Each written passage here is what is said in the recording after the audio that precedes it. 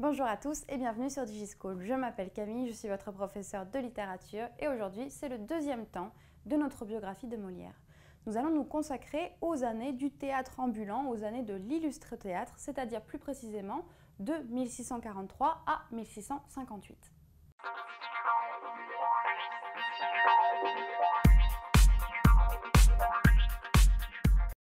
En 1643, Molière, encore tout jeune, à peine âgé de 21 ans, décide de suivre sa vocation et de devenir comédien.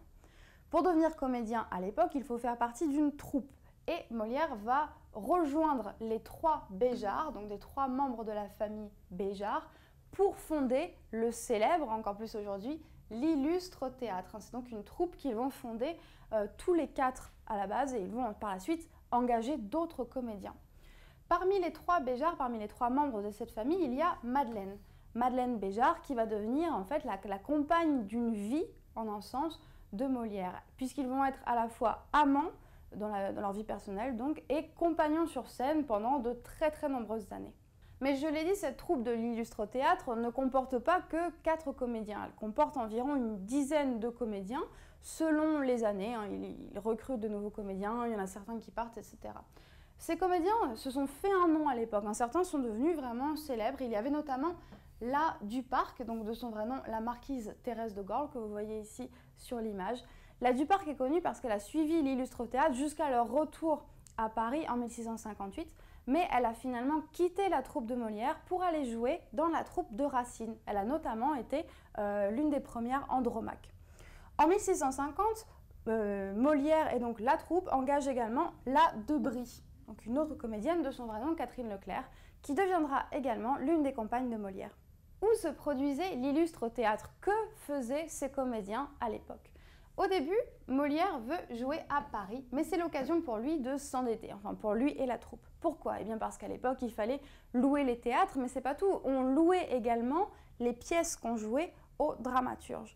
Donc petit à petit, l'illustre théâtre va laisser ce modèle et ils vont partir pour une tournée, enfin ce qu'on appellerait aujourd'hui une tournée, d'une dizaine d'années en province, c'est-à-dire qu'ils vont quitter Paris et devenir une troupe de théâtre ambulant.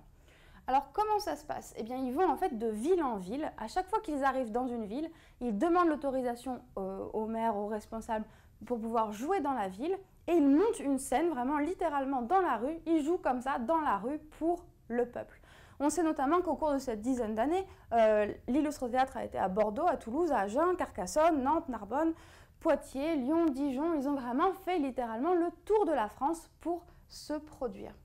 Que joue-t-il? Eh bien là, c'est à ce moment-là en fait que Molière commence à écrire. Il écrit des pièces et il écrit du théâtre populaire, c'est-à-dire surtout des farces. Au bout d'une douzaine d'années de ce genre de pratique théâtrale, au bout d'une douzaine d'années de théâtre populaire et de théâtre ambulant, la troupe de l'illustre théâtre rentre à Paris. Alors en tout ce temps de cette tournée en province, la troupe s'est unie véritablement autour de Molière, qui est vraiment leur directeur. Leur jeu s'est affiné, les comédiens sont de plus en plus bons et par conséquent ils sont devenus de plus en plus connus, ce qui était quand même un peu le but, un des buts de cette tournée en province.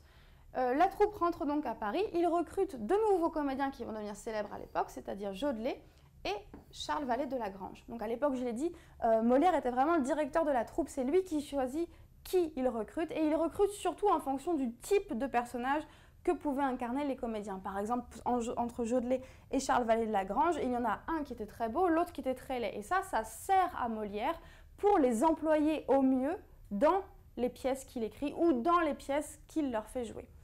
Ils vont donc se mettre à jouer à Paris, ils vont jouer notamment des drames, et entre autres des drames de Racine, et ils ne vont pas tarder à devenir si célèbres qu'ils seront repérés par le frère du roi et ils deviendront la troupe de Monsieur. On en parle dans une prochaine vidéo. Voilà, c'est tout pour aujourd'hui, merci d'avoir suivi cette vidéo. N'hésitez pas à consulter les autres vidéos de la chaîne et à très bientôt sur DigiSchool.